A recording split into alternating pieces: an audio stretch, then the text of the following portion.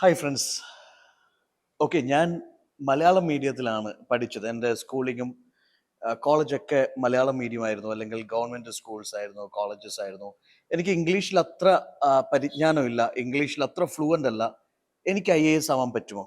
ഇത് ഇന്ന് നമ്മുടെ കേരളത്തിൽ ഒരുപാട് കുട്ടികൾ ആസ്പിരൻസ് ചോദിക്കുന്ന ഒരു ക്വസ്റ്റ്യൻ ആണ്, അല്ലെങ്കിൽ അവരുടെ ഒരു കൺസേൺ ആണ്. എൻ്റെ ഇംഗ്ലീഷ് ലാംഗ്വേജ് അത്ര ഫ്ലുവൻ്റ് അല്ല, അത്ര ഓക്കെ അല്ല. പക്ഷെ എനിക്ക് IAS ആവാൻ ആഗ്രഹമുണ്ട്, എന്നെ കൊണ്ട് പറ്റും, എനിക്കത് സാധിക്കുമോ എന്നുള്ളത്. സോ മൈ ഡിയർ ഫ്രണ്ട്സ്, ഈ ഒരു ചെറിയ വീഡിയോയിൽ ഞാൻ ഇതിനൊരു ക്ലാരിറ്റി തരാം. എൻ്റെ പേര് Justin George from Gallant IAS academy.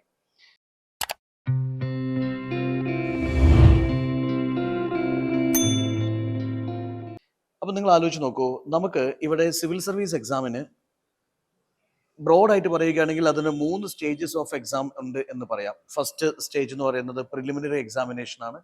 Second stage എന്ന് പറയുന്നത് മെയിൻസ് ആണ്. തേർഡ് എന്ന് പറയുന്നത് ഇൻ്റർവ്യൂ ആണ്.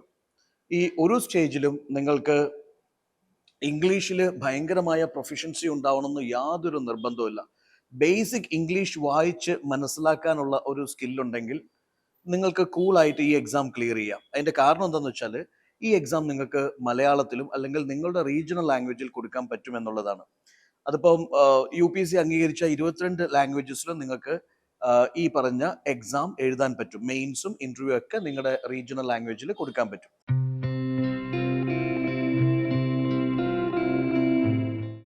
ഇനി പ്രിലിംസിലേക്ക് നോക്കൂ. പ്രിലിംസ് എന്ന് പറയുന്നത് സത്യം പറഞ്ഞാൽ എന്താ പറയുക, പ്രിലിംസ് ഒബ്ജക്റ്റീവ് പേപ്പേഴ്സ് ആണ്. ഒബ്ജക്റ്റീവ് പേപ്പേഴ്സ് എന്ന് പറയുമ്പോൾ മൾട്ടിപ്പിൾ ചോയ്സ്, 4 ചോയ്സസ് ഉള്ള മൾട്ടിപ്പിൾ ചോയ്സസ് ഉള്ള MCQ ക്വസ്റ്റ്യൻസ് ആണ് പ്രിലിംസിന്റെ 2 പേപ്പേഴ്സിലും ചോദിക്കുന്നത്. അത് ഇംഗ്ലീഷിലും ഹിന്ദിയിലും അവൈലബിൾ ആയിരിക്കും. നമുക്ക് OMRൽ കറക്റ്റ് ആൻസേഴ്സ് ABCD ഏതാണെന്ന് വെച്ച് കഴിഞ്ഞാൽ അത് പിക്ക് ചെയ്ത് ഷെയ്ഡ് ചെയ്ത് പോയാൽ മതി. അപ്പോൾ അവിടെ ഡിസ്ക്രിപ്റ്റീവ് ആൻസേഴ്സ് അല്ലാത്തത് കൊണ്ട് തന്നെ ഇംഗ്ലീഷിൽ ഭയങ്കര പരിജ്ഞാനം ഉണ്ടാവണം, അല്ലെങ്കിൽ എന്താ പറയുക, ഭയങ്കര സ്കിൽ ഉണ്ടാവണം എന്നൊന്നും നിർബന്ധമില്ല. ഇനി മെയിൻസിലേക്ക് വരുമ്പോഴും അവിടെ 9 പേപ്പേഴ്സ് ഉണ്ട്, ഡിസ്ക്രിപ്റ്റീവ് പേപ്പേഴ്സ് ആണ്. പക്ഷേ അവിടെ നിങ്ങൾ മനസ്സിലാക്കുക, ആ മെയിൻസിന്റെ 9 പേപ്പേഴ്സ് നിങ്ങൾക്ക് മലയാളത്തിൽ എഴുതാം. നിങ്ങളുടെ ഭാഷയിൽ, നിങ്ങൾക്ക് ഏറ്റവും കംഫർട്ടബിൾ ആയിട്ടുള്ള നിങ്ങളുടെ സ്വന്തം ഭാഷയിൽ നിങ്ങൾക്ക് എക്സാം എഴുതാം. ഇന്റർവ്യൂയിലേക്ക് വരുമ്പോഴും നിങ്ങൾക്ക് ട്രാൻസ്ലേറ്റർ ഉണ്ടാവും. നിങ്ങൾക്ക് മലയാളത്തിലാണ് ഇന്റർവ്യൂ കൊടുക്കേണ്ടതെങ്കിൽ അവിടെ നിങ്ങൾക്ക് ട്രാൻസ്ലേറ്റർ ഉണ്ടാവും, നിങ്ങൾക്ക് മലയാളത്തിൽ ഇന്റർവ്യൂ കൊടുക്കാം. അപ്പോൾ ഇതിന്റെ ഓരോ സ്റ്റേജസിലും ഇംഗ്ലീഷ് മസ്റ്റായിട്ടും നിങ്ങൾ അതിൽ എക്സ്പേർട്ട് ആയിരിക്കണം എന്നുള്ളതിന് യാതൊരു നിർബന്ധ ബുദ്ധി UPSCക്ക് ഇല്ല. പിന്നെ മലയാളം, ഇംഗ്ലീഷ് നിങ്ങൾക്ക് വീക്ക് ആണെങ്കിൽ നിങ്ങൾ എങ്ങനെയാണ് ഈ എക്സാമിന് പ്രിപ്പയർ ചെയ്യേണ്ടത് ചോദിച്ചു കഴിഞ്ഞാൽ, നമുക്കറിയാം ഇതിന്റെ കോർ സബ്ജക്ട്സ് എന്ന് പറയുന്നത് ഹിസ്റ്ററി, എക്കണോമി, ജോഗ്രഫി, പൊളിറ്റി, എൻവയോൺമെന്റൽ സയൻസ്, സയൻസ് ആൻഡ് ടെക് പോലുള്ള സബ്ജക്ട്സ് ആണ്. എന്താണ് ചെയ്യേണ്ടതെന്ന് വെച്ച് കഴിഞ്ഞാൽ, ഓക്കെ, ഇപ്പം PSCയിൽ പഠിക്കുന്ന കുറേ PSC ഡിഗ്രി ലെവലിൽ നിങ്ങൾ KS എക്സാംസിനൊക്കെ പഠിക്കുന്ന ഓൾമോസ്റ്റ് സിലബസ് UPSCന്റെ സിലബസുമായിട്ട് സിങ്ക്രണൈസ്ഡ് ആണ്. അല്ലെങ്കിൽ UPSCക്ക് പഠിക്കാനുള്ള കുറേ കാര്യങ്ങളാണ് നിങ്ങളൊരു ഡിഗ്രി ലെവൽ എക്സാംസ് PSCക്ക് വേണ്ടി പഠിക്കുന്നത്. അപ്പോൾ അവിടെ എല്ലാം മലയാളത്തിൽ അവൈലബിൾ ആണ്. ഇപ്പോൾ ഹിസ്റ്ററി ആണെങ്കിലും ജോഗ്രഫി ആണെങ്കിലും പൊളിറ്റിക്കൽ സയൻസ് ആണെങ്കിലും കോൺസ്റ്റിറ്റ്യൂഷൻ ആണെങ്കിലും എൻവയോൺമെന്റൽ സയൻസ് ആണെങ്കിലും ജനറൽ സയൻസ് ആണെങ്കിലും ഇന്റർനാഷണൽ റിലേഷൻസ് ആണെങ്കിലും ഒരുപാട് സബ്ജക്ട്സ് നിങ്ങൾക്ക് മലയാളത്തിൽ അവൈലബിൾ ആണ് for various competitive exams. Same books തന്നെ, അല്ലെങ്കിൽ ഈ പറഞ്ഞ ഇംഗ്ലീഷ് ബുക്സിന്റെ ഒക്കെ ട്രാൻസ്ലേഷൻസ് മലയാളത്തിൽ അവൈലബിൾ ആണ്.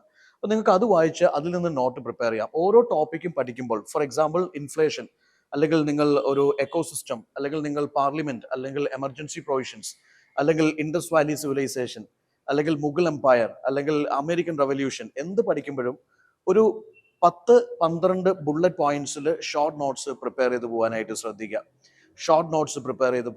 ശ്രദ്ധിക്കുക. ഓക്കെ, പ്രത്യേകിച്ച് ഒരു കാര്യം പഠിക്കുമ്പോൾ അതിന്റെ റെലവൻസ് എന്താണ്, കോണ്ടെക്സ്റ്റ് എന്താണ്, അല്ലെങ്കിൽ അതിന്റെ വൈ ഫാക്ടർ എന്താണ്, അല്ലെങ്കിൽ അതിന്റെ ഹൗ ഫാക്ടർ എന്താണ്, അല്ലെങ്കിൽ അതിന്റെ ഫ്യൂച്ചർ സിഗ്നിഫിക്കൻസ് എന്താണ്, ഈ എലമെന്റ്സിലൊക്കെ ഫോക്കസ് ചെയ്തുകൊണ്ട് ഒരു 10-12 പോയിന്റ്സ്, ബുള്ളറ്റ് പോയിന്റ്സിൽ മലയാളത്തിൽ തന്നെ നിങ്ങൾ ഓരോ ടോപ്പിക്കും പഠിക്കുമ്പോൾ അതിന്റെ നോട്ട് എഴുതി പോകാനായിട്ട് ശ്രദ്ധിക്കുക.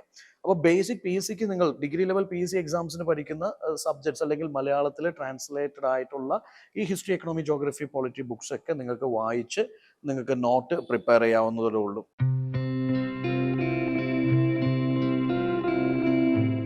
ഇനി കറണ്ട് അഫയേഴ്സിന് വേണ്ടിയിട്ട് ഇംഗ്ലീഷ് തീരെ നിവൃത്തിയില്ല എന്നുണ്ടെങ്കിൽ തീർച്ചയായിട്ടും ഞാൻ പറയുന്നു, നിങ്ങൾ ഒരു നാഷണൽ ലെവൽ ഈ പറയുന്ന ഹിന്ദുസ്ഥാൻ ടൈംസോ, അല്ലെങ്കിൽ ഈ പറയുന്ന ഇന്ത്യൻ എക്സ്പ്രസിന്റെ ഒക്കെ, അല്ലെങ്കിൽ അതിൻ്റെയൊക്കെ റീജിയണൽ വേർഷൻ, അല്ലെങ്കിൽ ഇനിയിപ്പോൾ നിങ്ങൾക്ക് മാതൃഭൂമി മലയാളം പോലുള്ള ന്യൂസ് പേപ്പേഴ്സ് വായിക്കാം. അതിൻ്റെ നാഷണൽ ഇൻ്റർനാഷണൽ പേജസ് നല്ല രീതിയിൽ കവർ ചെയ്യുക. നാഷണൽ ന്യൂസും ഇൻ്റർനാഷണൽ ന്യൂസും നല്ല രീതിയിൽ കവർ ചെയ്യുക. അവിടെ നിങ്ങൾ ബുള്ളറ്റ് പോയിന്റ്സ് ആയിട്ട് ഓരോ topic, for example vice president, okay, the role of vice president, അല്ലെങ്കിൽ who elects vice president, okay. So നമ്മൾ ന്യൂസിൽ കാണുന്ന ഓരോ സംഭവം അതിൻ്റെ ഒരു 8-10 ബുള്ളറ്റ് പോയിന്റ്സിൽ അതിൻ്റെ നോട്ട് പ്രിപ്പയർ ചെയ്ത് പോകാനായിട്ട് ശ്രദ്ധിക്കുക. പ്രത്യേകിച്ച് എഡിറ്റോറിയൽ പേജസ് മസ്റ്റായിട്ടും വായിക്കാനായിട്ട് ശ്രദ്ധിക്കുക. Science page, editorial page, international, അന്തർദേശീയം, ദേശീയം, ഇങ്ങനെയൊക്കെയുള്ള ടൈറ്റിൽ വരുന്ന പേജസ് മസ്റ്റായിട്ട് വായിക്കുക. അതിൽ ഏറ്റവും സിഗ്നിഫിക്കൻ്റ് ആണെന്ന് നിങ്ങൾക്ക് തോന്നുന്ന ആർട്ടിക്കിൾസ് ഒരു കാരണവശാലും കോംപ്രമൈസ് ചെയ്യരുത്. ഇനി മറ്റൊരു കാര്യം എന്താണെന്ന് വെച്ച് കഴിഞ്ഞാൽ, നമുക്ക് മലയാളത്തിലാണ് ആൻസേഴ്സ് എഴുതുന്നതെങ്കിൽ പോലും എല്ലാ സബ്ജക്ട്സിനും ചില എസെൻഷ്യൽ ജാർഗൻസ് ഉണ്ട്. ഇപ്പം GDP, GNP, physical deficit, okay, അല്ലെങ്കിൽ പാർലമെന്റ്, അല്ലെങ്കിൽ fundamental rights, fundamental duties, you know, അങ്ങനെ എല്ലാ സബ്ജക്ട്സിലും അതിൻ്റെതായിട്ടുള്ള വളരെ ഇമ്പോർട്ടൻ്റ് ആയിട്ടുള്ള ചില ടെക്നിക്കൽ ടേംസ് ഉണ്ട്, അല്ലെങ്കിൽ എസെൻഷ്യൽ ടെർമിനോളജീസ് ഉണ്ട്.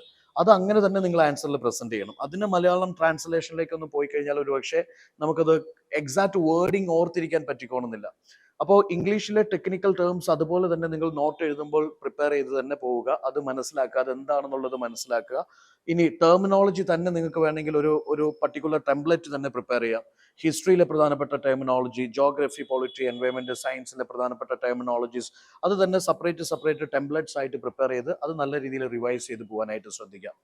ഇനി ഫൈനൽ സ്റ്റേജിൽ ഇന്റർവ്യൂയിലേക്ക് വരുമ്പോഴും നിങ്ങൾക്ക് മലയാളത്തിൽ ഇന്റർവ്യൂസ് കൊടുക്കാം. ഒരുപാട് പേര് മലയാളത്തിൽ ഇന്റർവ്യൂസ് കൊടുത്തിട്ട് ഈ എക്സാം ടോപ്പ് ചെയ്തിട്ടുണ്ട്. എല്ലാ വർഷവും ടോപ്പ് 100-ലെ ഒരു നല്ല നമ്പർ ഓഫ് സ്റ്റുഡൻസും, നിങ്ങൾക്കറിയാം പല വർഷങ്ങളിലും ഓൾ ഇന്ത്യ റാങ്ക് 1 ഒക്കെ അവരുടെ റീജിയണൽ ലാംഗ്വേജിലാണ് എക്സാം എഴുതിയിട്ടുള്ളത്. അപ്പൊ അങ്ങനെയുള്ള ഒരുപാട് പേര്, നമുക്ക് മുന്നിലൂടെ പോയ ഒരുപാട് ടോപ്പേഴ്സിന്റെ ഒരു ചരിത്രം നോക്കിക്കഴിഞ്ഞാൽ മനസ്സിലാവും. എല്ലാ വർഷവും ടോപ്പ് 100-ൽ വരുന്ന ഒരുപാട് പേര് റീജിയണൽ ലാംഗ്വേജസിൽ അവർ എക്സാംസ് കൊടുക്കുന്നു. അപ്പൊ ഇംഗ്ലീഷ് ഒരു കമ്പൽസറി അല്ല, ഇംഗ്ലീഷ് ഫ്ലുവൻസിയോ ഇംഗ്ലീഷ് പ്രൊഫഷൻസിയോ ഒന്നും ഈ എക്സാമിന് ഒരു കമ്പൽസറി എലമെന്റ് അല്ല. പക്ഷേ എസെൻഷ്യൽ ഇംഗ്ലീഷ് ടെർമിനോളജീസ്, നമ്മുടെ സബ്ജക്ട്സ്, നമ്മുടെ എക്സാം ഡിമാൻഡ് ചെയ്യുന്ന എസെൻഷ്യൽ ടെർമിനോളജീസ്, ജാർഗൻസ് നമ്മൾ അറിഞ്ഞിരിക്കണം എന്നുള്ളത് ഇമ്പോർട്ടൻ്റ് ആണ്.